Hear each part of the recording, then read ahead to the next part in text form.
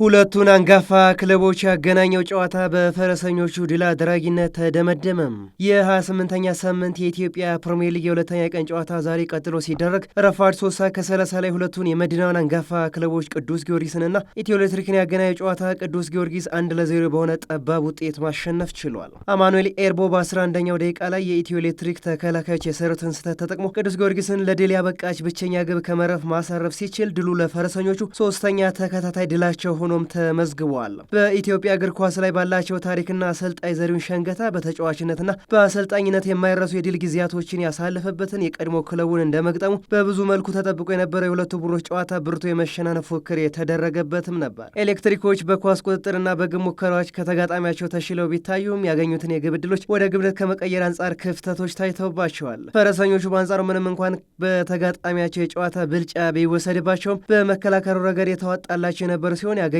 የግብ ዕድሎች በመጠቀሙ ተሽለው ታይተዋል። ውጤቱን ተከትሎ ቅዱስ ጊዮርጊስ በአሸናፊነቱ የቀጠለበትን ወሳኝ ድል ሲያሳካ ነጥቡን ከ37 ወደ 40 በማሳደግ ከነበረበት 7ኛ ደረጃ በጊዜያዊነት ወደ 4ኛ ደረጃ ከፍ ማለት ችሏል። ኢትዮ ኤሌክትሪክ በበኩሉ ተከታታይ ሁለተኛ ሽንፈት ሲገጥሞ በ32 ነጥብ በጊዜያዊነት ተከታዩ ድሬዳዋ ከተማ እስኪጫወት ወራጅ ቀጠናው አፋፍ ላይ ባለበት 12ኛ ደረጃ ላይ ለመቀመጥ ተገዷል።